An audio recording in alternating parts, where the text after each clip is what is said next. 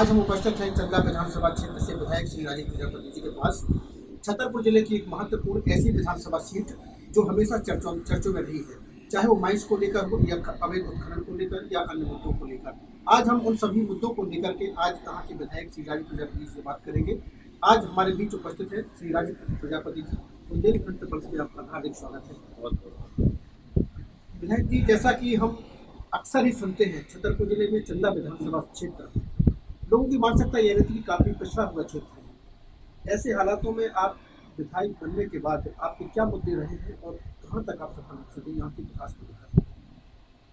चंदा विधानसभा को जैसा कि आप कह रहे हैं कि पिछड़ा क्षेत्र रहा है, अब मैं उस पिछड़े क्षेत्र को अगड़ा बनाने चंदा विधानसभा अंतिम में खत्म होती है, लेकिन हम शुरुआत मानते हैं कि चंदा विधानसभा से यदि हम शुरुआत करें तो ज़्यादा अच्छा रहेगा, क्योंकि हमने जो काम किए आपने देखा है कि अभी अनुविभाग को हमने अनुविभाग का ढांचा करवाया और जल्दी से जल्दी वहाँ पे अनुविभाग करवाया, वहाँ पे एसडीओपी बैठेगा, एसडीएम बैठेगा और वहाँ पे सभी प्रकार की व्यवस्थाएँ होंगी जो एक अनुविभाग में होती है। और वहाँ पे हम नगर पंचायत बनाने की प्रयास में लगे हुए हैं कि गौरीहार में नगर परिषद होगा और हम गौरीहार में एक महाविद्यालय बना रहे हैं। इसके लिए हम लोग प्रयास में पूरी तरीके से लगे हुए हैं और वो भी सफल होंगे, क्योंकि हमने जो अनुविभाग बनाया है, क्योंकि हमारे पदुआ परेई और अन्य नदी के किनारे जो क्षेत्र है वहाँ से लोग कुछ नगर आते थे, दिन भर बैठे रहते थे, जाने की समस्या होती थी, वहाँ पहुँचने की समस्या, घर कैसे पहुँचेंगे लौटेंगे, इसके लिए अनुविभाग वहाँ पे करवाया है। मैं आपको बता दूं कि चंदा विधानसभा में अभी हमने 8-10 सड़कें जो करवाई हैं, प्रमुख सड़कें करवाई हैं, जो बहुत सड़कों के व्यवस्था खराब होती थी कि ओवरलोड जा रहे हैं, इसलिए जाकर के ओवरलोड वाहन से या खनिज के संसाधन से वो रोडें टूट जाती थी। जैसे प्रकाश मोहरी से लेकर के आपको देखा होगा बदौला कला पे रोड टूटी रहती है।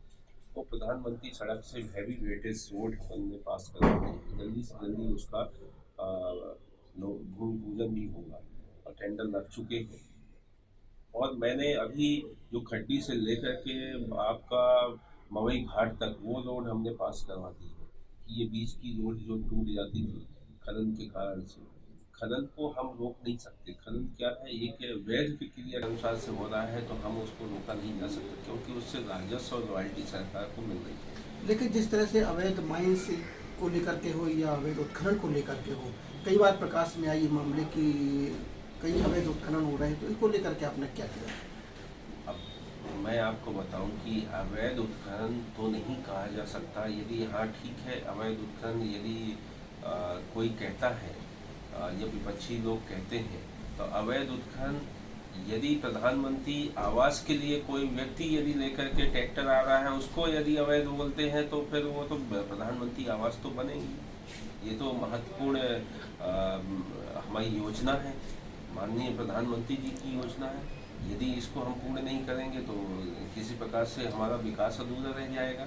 यदि पेटपास जारी नहीं हुए हैं, यदि वैध प्रक्रिया के अनुसार से चालू नहीं हुआ है, घाट चालू नहीं, यदि वो एक ट्रैक्टर और दो ट्रॉली लेकर के आता है अपने घर में डालता है, यदि हम उसको अवैध बनाते हैं तो कहीं ना कहीं की हमारी जो विकास की धारा है वो रुक जाएगी। विकास की धारा भी न रुके, लोगों को काम भी मिलता रहे और जाकर के ये भी चलता रहे। मैं आपको बताऊं कि अवैध उत्खनन तब कहलाता है जब वो वैध प्रकार से चालू होने के बाद भी अवैध चालू रहता है, तो जाकर अवैध हो जाएगा। यदि अवैध परिवहन इतनी तेजी से, आपने देखा होगा कांग्रेस के समय 2019 में जब कांग्रेस की गवर्नमेंट बनी थी, कोई भी कुछ भी चालू नहीं था, अवैध उत्खनन कितना तेजी से चालू हो गया था। जैसी हमारी सरकार 2020 में बनी है मार्च में, वैसे ही कोरोना काल आ गया। 2 साल हम लोग कोई काम नहीं कर पाए, पूरे देश में ही काम रुका रह गया। और जैसे ही कोरोना काल खत्म हुआ वैसे ही हमने काम करना चालू किया और नया टेंडर भी निकाल दिया कि सैंड माइंस का नया टेंडर, रेत उत्खनन के लिए नया टेंडर हमने चालू करवा दिया है और वो भी उसके अनुसार भी चालू हो गया। पेटपास आपको मिलेंगे, पेटपास से ही गाड़ियाँ जाएंगी। मैं नहीं मानता कि अवैध उत्खनन हमारे यहाँ पे हो रहा है। अवैध उत्खनन आप लोगों को देखना है कि अवैध कौन कर रहा है, हम उसके ऊपर कार्रवाई भी करवाएं। जहाँ तक विकास की बात है तो कनेक्टिविटी एक बहुत महत्वपूर्ण साधन होता है। कनेक्टिविटी को लेकर खासतौर से रेलवे के मामले में आपकी तरफ से क्या क्षेत्र के लिए प्रयास किए गए हैं? मैंने माननीय प्रधानमंत्री जी आए थे अभी उत्तर प्रदेश का जब चुनाव था, माननीय प्रधानमंत्री जी को मैंने एयरपोर्ट में ही पत्र दिया था कि माननीय मेरे यहाँ खजुराहो से लेकर के खैरादा रेलवे लाइन का एक बार सर्वे हुआ था और खैरादा से यदि हम रेलवे लाइन जोड़ देंगे खजुराहो, क्योंकि हमारे यहाँ से कई लोगों की यहाँ पे रोजगार मिलेगा। यहाँ पे स्टॉल पार्क बनने से यहाँ पे जो हमारे यहाँ के खुद के व्यापारी हैं या खुद की ज़मीन में कोई स्टॉल लगाना चाहता है तो स्टॉल पार्क वाले उसको 50 लाख रुपए जो खर्चा होता था 5 लाख में वो दे देंगे और उस सामान को देते जाएंगे, किस्त बाई किस्त उसको पैसा भी मिलता जाएगा और उसका काम भी चलेगा। तो मैं एक खुद आत्मनिर्भर बनाने के लिए हम व्यक्तियों को, इसलिए हम आत्मनिर्भरता बनाने के लिए मैंने स्टॉल पार्क की मांग रखी नीति आयोग से। माननीय मंत्री जी अभी आए थे, अश्विनी वैष्णव जी रेल मंत्री जी जो यहाँ के प्रभारी हैं, जो हमारा ये जिला जो नीति आयोग के आधार पर पिछड़ा है छतरपुर जिला, उसके प्रभारी हैं, उनके सामने मैंने मांग रखी कि हमारा रेलवे लाइन कनेक्टिविटी की जाए, जिससे यहाँ से पूरा रेलवे लाइन कानपुर और लखनऊ के लिए खुल जाए और इस एरिया में स्टॉल पार्क डेवलप किया जाए तो जाकर के, और एक नेशनल हाईवे हम लोग यहाँ से खजुराहो से लेकर के और आपका महोबा एक नेशनल हाईवे भी निकलने वाला है, जल्दी से जल्दी नेशनल हाईवे निकलेगा तो इस क्षेत्र की जो तरक्की है, उन्नति है, रुकी हुई थी, उस उन्नति को हम लोग देख सकेंगे, बहुत अच्छा होगा। और जल्दी से जल्दी हम लोग चंदला और लौकुश नगर बाईपास भी हम बना रहे हैं कि सबसे ज़्यादा कनेक्टिविटी में दिक्कत जाती है कि जाम के उसमें फंसे रहते हैं, क्योंकि बहुत संकुचित इलाका है। तो और यहाँ नगर परिषद होने के कारण भी यहाँ विकसित नहीं है, इसलिए हम लोग एक बना करके बाईपास बना करके वहाँ पे हम लोग स्टैंड बनाएंगे, अलग से स्टैंड होगा, अलग से सब यहाँ का सौंदर्यीकरण और विकास के ऊपर पूरा फोकस हम लोग कर रहे हैं। मैं चंदला में और गौरीहार में हम लोगों ने सिविल कोड भी पास करवाई है, जल्दी से जल्दी सिविल न्यायालय भी बनेंगे चंदला में और गौरीहार में। चंदला में और बारीगढ़ में हम लोगों ने सीएम राइज स्कूल भी करवाया है। सीएम राइज स्कूल चंदला और बारीगढ़ में यदि इस साल से चालू होगा तो देखिएगा बहुत ही अच्छा परिणाम मिलेगा और बच्चों के भविष्य के लिए हम लोग बहुत अच्छी उन्नति पा सकेंगे। और सबसे अच्छी चीज़ हमने ये भी करवाई, केन वेतवा से हम लोग अभी भी, मैंने कल कलेक्टर साहब से बात की, तो जो हमारा ये असिंचित इलाका है, गौरीहार हो गया, बारीगढ़ हो गया या बलुआ पलई उस तरफ का इलाका है, उसके लिए योजना बन रही है, डीपीआर तैयार हो गया है, जल्दी से जल्दी काम चालू होगा।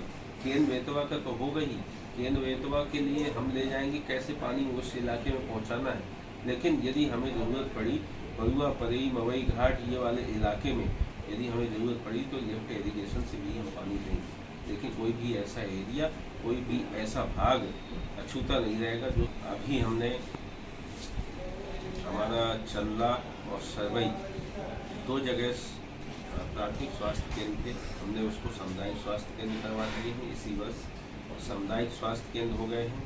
और वहाँ पे चंदला में बिल्डिंग नहीं है, जो बिल्डिंग बहुत ही जर्जर है, उसके लिए 1 करोड़ रुपए पास करवा दिए हैं और उसके लिए बहुत जल्दी टेंडर लगता है कि वो बिल्डिंग तैयार हो। ये स्वास्थ्य के क्षेत्र में हम काम कर रहे हैं। CHO हमने 33 CHO अभी लगाए हैं पूरे अपने विधानसभा क्षेत्र में, 33 CHO की पोस्टिंग की है कि जाकर के प्राथमिक स्वास्थ्य उनका चिकित्सा हो सके व्यक्तियों की, तो 33 CHO काम कर रहे हैं, कम्युनिटी हेल्थ ऑफिसर लगे हुए हैं। और मैंने अभी गौरीहार में भी चिकित्सा की कमी थी, चिकित्सक की कमी थी, तो चिकित्सक वहाँ पे दिए हैं। मैंने 2 अभी आपका एम्बुलेंस दी है, एक बारीगढ़ में एम्बुलेंस दी है मैंने अपने विधायक निधि से, एक गौरीहार में एम्बुलेंस दी है। 108 एम्बुलेंस अभी सरकार की तरफ से आई है, एक चंदला में आई है, आपके सरवई में आई है, गौरीहार में आई है। बारीगढ़ भी हम सामुदायिक स्वास्थ्य केंद्र करवाएंगे जल्दी से जल्दी, और बारीगढ़ में भी 108 एम्बुलेंस की मांग चल रही है, उसको भी हम पूर्ण करेंगे, जल्दी से जल्दी उसको पूर्ण करेंगे। बारीगढ़ में जो विकास की गति थोड़ा सा धीमी थी उसको भी हम पूर्ण करने के लिए वहाँ एक अच्छा स्टेडियम मैं बनवाऊँगा। आने वाले समय में हम इसी आने वाले सत्र में एक स्टेडियम बनवाने का मेरा प्लान है कि एक स्टेडियम बड़ा सा अच्छा भव्य बने बालीगढ़ में, और चंदा में बन के तैयार हो चुका है। और ग्वालियर में स्टेडियम आपने देखा होगा बना है, उसका सौंदर्यीकरण करवाएंगे और उसमें लाइट की व्यवस्था करवा करके उसमें एक अच्छा आयोजन करेंगे मैच का, जिसमें स्वास्थ्य भी सही रहे और वातावरण भी स्वस्थ रहे और लोगों का स्वास्थ्य अच्छा रहे। अंत में कोई ऐसा कार्य जो आपके मन में था नहीं कर पाए या करने वाले हैं क्षेत्र के लिए? इस क्षेत्र के लिए मैं बताऊं कि दो मेरे बहुत बड़े मुद्दे थे कि दो मुद्दे, जो पानी देने का मुद्दा था बालीगढ़ ग्वालियर क्षेत्र को, वो हम पूर्ण कर लेंगे। एक मुद्दा जो इंडस्ट्रीज़ का है, ये हमें बहुत ज़रूरी है करना कि स्टोन पार्क हो जाएगा तो हमारे क्षेत्र का विकास बहुत अच्छा दिखाई देगा। स्टोन पार्क होने से छतरपुर जिले नहीं पूरे मध्य प्रदेश और पूरे देश में हमारे इस क्षेत्र का नाम रोशन होगा, क्योंकि हम लोग अभी भी विदेशों में जा चुके हैं रेड ग्रेनाइट ले जाकर अपने क्षेत्र का। चंदा क्षेत्र की बात कर रहा हूँ, रेड ग्रेनाइट विश्व में एशिया में सबसे अच्छा रेड ग्रेनाइट है मेरे यहाँ, और वो पूरे विश्व में जा रहा है। तो एक लेकिन इसको हम लोग एक्सप्लेन नहीं कर पा रहे हैं पूरे विश्व में कि हमारा क्षेत्र इसमें उजागर हो कि हमारे क्षेत्र में है ये सब। तो इसके लिए करने के लिए हम लोग प्रसार करने के लिए यदि स्टोन पार्क बनाएंगे तो भव्य विकास दिखाई देने लगेगा और एक नई कनेक्टिविटी के आयाम भी बनेंगे, क्योंकि कनेक्टिविटी के कारण या फिर विकास इंडस्ट्रीज के कारण कनेक्टिविटी भी की जा सकती है, क्योंकि राजस्व कहाँ से आएगा यदि हम रेल निकाल देंगे और रेल के जाने के लिए कुछ व्यवस्था नहीं करेंगे। तो हम इसके लिए रेल के लिए हमने कहा है रेल मंत्री जी से कि सैंड माइंस भी जाएगा, रेत भी जाएगा, गिट्टी भी जाएगा। जो अयोध्या में श्री राम जी के भव्य मंदिर बन रहा है वहाँ पे भी हमारे यहाँ से गिट्टी 100 डंपर रोज जा रही है। और तो ये रेल की व्यवस्था यदि हो जाएगी तो रेल से ट्रांसपोर्ट होगा, तो हमें 100 डंपर भेजने की जरूरत नहीं पड़ेगी, एक ही रेल अपन ने लोड करवाई और चली गई सीधे।